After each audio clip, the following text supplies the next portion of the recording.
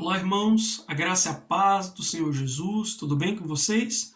Estamos aqui mais uma vez para compartilhar uma palavra devocional para que Deus possa ministrar no seu coração. E o texto de hoje está em Números, capítulo 22, do verso 21 ao 31. O texto diz: Balaão levantou-se de manhã, pôs a sela sobre a sua jumenta e foi com os líderes de Moabe. Mas acendeu-se a ira de Deus quando ele foi, e o anjo do Senhor pôs-se no caminho para impedi-lo de prosseguir. Balaão ia montado em sua jumenta, e seus 2 servos o acompanhavam. Quando a jumenta viu o anjo do Senhor parado no caminho e empunhando uma espada, saiu do caminho e prosseguiu pelo campo. Balaão bateu nela para fazê-la voltar ao caminho. Então o anjo do Senhor se pôs num caminho estreito entre 2 vinhas, com muros de 2 lados. Quando a jumenta viu, o anjo do Senhor encostou-se no muro, apertando o pé de Balaão contra ele. Por isso, ele bateu nela de novo. O anjo do Senhor foi adiante e se colocou num lugar estreito, onde não havia espaço para desviar-se, nem para a direita e nem para a esquerda. Quando a jumenta viu o anjo do Senhor, deitou-se debaixo de Balaão, acendeu-se a ira dele, que bateu nela com uma vara. Então o Senhor abriu a boca da jumenta e ela disse a ele: que foi que eu lhe fiz? Para você bater em mim 3 vezes. Balaão respondeu à jumenta: você me fez de tolo. Quem dera eu tivesse uma espada na mão, eu a mataria agora mesmo. Mas a jumenta disse a Balaão: não sou sua jumenta, que você sempre montou até o dia de hoje? Tenho eu o costume de fazer isso com você? Não, disse ele. Então o Senhor abriu os olhos de Balaão, e ele viu o anjo do Senhor parado no caminho, empunhando a sua espada entre Balaão. Então ele inclinou-se e prostrou-se com o rosto em terra. Amém? Amados, esse é um recorte pequenininho de 10 versículos de um contexto bem maior e que eu sugiro que você leia o capítulo 22, o 23 e o 24 de Números para que você tenha uma compreensão do contexto como um todo, a fim de que as interpretações elas não possam ser equivocadas. Ok? Como o nosso vídeo é pequenininho, eu escolhi apenas esse trecho, mas a ideia é a gente explorar um pouco de todo o contexto. O fato é que o povo de Israel estava no deserto, caminhando na direção de Canaã, e eles começaram a ter alguns enfrentamentos com os inimigos. E os moabitas, aqui do texto, eles perceberam que Israel estava se aproximando deles, eles ficaram apavorados porque Israel estava vencendo todos os inimigos e decidiram por uma estratégia espiritual. Ou seja, vamos pagar um profeta, a fim de que esse profeta possa lançar um feitiço, uma maldição sobre esse povo e nós possamos vencê-lo. Essa foi a ideia e a proposta de Balaque. E o profeta que eles gostariam de ter contratado era o Balaão da nossa história. O texto nos deixa claro que quando o rei Balaque mandou que alguns homens importantes fossem convocar Balaão, Balaão buscou a Deus e Deus disse para ele: não vá com eles. Eu já abençoei o povo e não se pode amaldiçoar aquele que eu abençoei. Balaque, não satisfeito, enviou uma nova comitiva e essa nova comitiva pressionou Balaão para que ele pudesse ir com eles lançar esse feitiço, essa maldição contra os israelitas, e ele acabou indo, né? E aí a gente encontra esse texto. Quando ele sela a sua jumenta, vai caminhandinho com ela, e de repente a jumenta avista o anjo do Senhor que está ali por causa da ira de Deus contra ele, porque ele estava fazendo algo que não era a vontade de Deus. E de repente a jumenta tenta se desviar, ele bate nela, a jumenta acaba imprensando ele num muro, ele bate nela, a jumenta se abaixa porque agora não dá para se desviar do anjo do Senhor e ele bate nela mais uma vez. Até que o Senhor abre a boca da jumenta e ela acaba falando com ele isso que a gente leu. Amados, a palavra de Deus, lá em 2 Pedro, capítulo 2, versículo 15, nos mostra que Pedro, ele compara Balaão com os falsos profetas. E ele diz que o caminho reto, não é? Balaão era comparado a esses falsos profetas que se desviaram do caminho reto, seguindo o conselho de Balaão, filho de Beor, que amou o salário da injustiça. Então, Pedro nos deixa claro que o objetivo pelo qual Balaão estava indo na direção lá do acampamento de Balaque para dar uma olhada no povo de Israel era por causa do desejo do seu coração de ser recompensado, da recompensa que Balaque prometeu que lhe daria.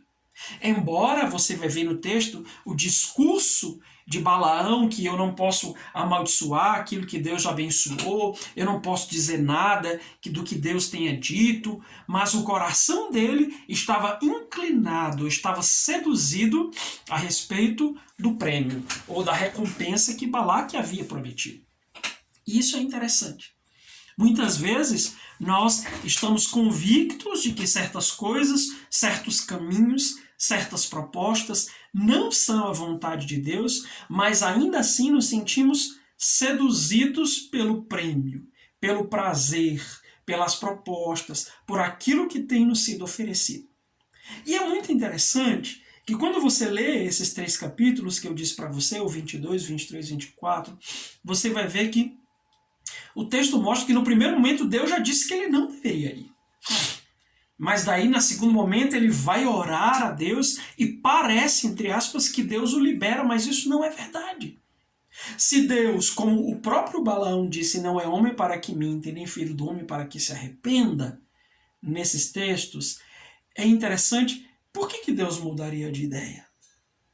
Então, às vezes, quando nós estamos obstinados a seguir determinadas direções, determinados caminhos, Deus fala ao nosso coração, mas nós continuamos insistindo, querendo que Deus mude de ideia, querendo que Deus mude de pensamento, mude o seu projeto apenas para que o desejo do nosso coração seja satisfeito. Essa é a saga de Balaão. Todas as vezes que ele vai buscar Deus, ele já sabe a resposta. Mas ele está na expectativa de que Deus mude o seu pensamento, mude a sua vontade, apenas porque ele, Balaão, está desejoso de fazer aquilo que está no seu coração, seduzido pela recompensa. E muitas vezes nós estamos assim, seduzidos pela perspectiva de uma recompensa, mesmo sabendo que determinadas coisas, caminhos, decisões, sonhos, desejos, projetos não são da vontade de Deus, nós continuamos insistindo, orando. Parece até uma coisa espiritual. Eu vou buscar a Deus. Mas ele já tinha buscado a Deus. E Deus já tinha dito para ele, não é da minha vontade. Por que ele buscaria de novo? Deus muda de ideia? Não é assim conosco. Quantas vezes nós já temos a resposta de Deus de que isso não é a vontade dele, mas nós continuamos insistindo numa atitude pseudo-espiritual de que eu quero saber a vontade de Deus, mas nós já sabemos. E no texto que nós lemos é interessante, porque Deus já havia falado com ele, e quando ele sai, a ira de Deus se acende. Mas Deus, por sua infinita graça e misericórdia, ele vai dando oportunidades a Balaão de perceber o quanto ele estava errado no seu caminho. E a jumenta foi um grande instrumento de Deus para ajudá-lo a perceber isso. A jumenta, que era companheira dele em tantas outras jornadas, ela sai do caminho, coisa que ela talvez nunca tivesse feito anteriormente. Ela o machuca, ela o ridiculariza. Mas todas essas coisas eram estratégias divinas a fim de que o profeta percebesse que o seu caminho estava errado.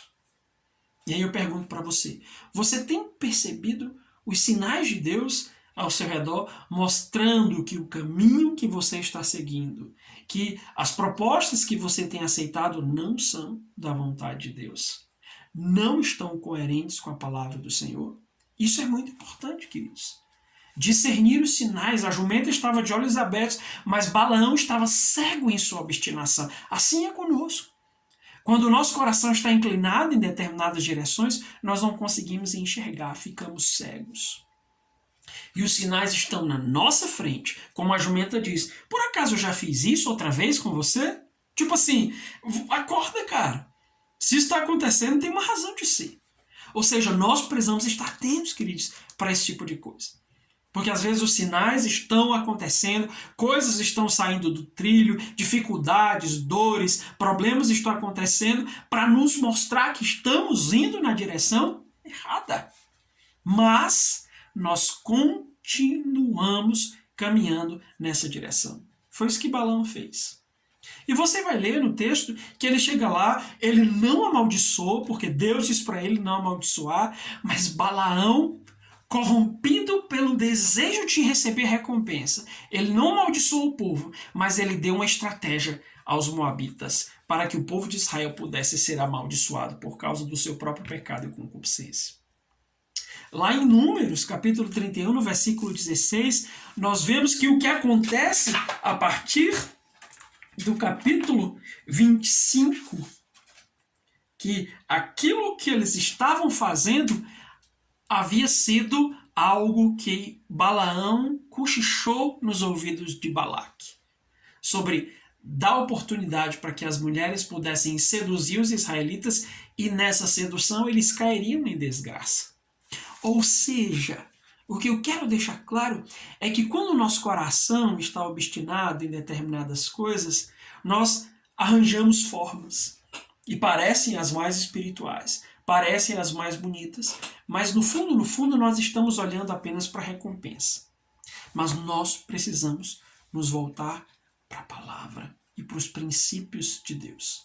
Atente para os sinais, atente para a recompensa que você está procurando. Ela de fato é algo que Deus prometeu a você ou é apenas um capricho do seu coração? Olhe para os sinais, para os jumentos que Deus talvez possa estar usando ao seu redor. Amém, meu querido? Então, medite nessa palavra. Permita que o Espírito Santo possa confrontar o seu coração e te leve ao arrependimento de todo o caminho que não agrada a Ele. Deus te abençoe, em nome de Jesus.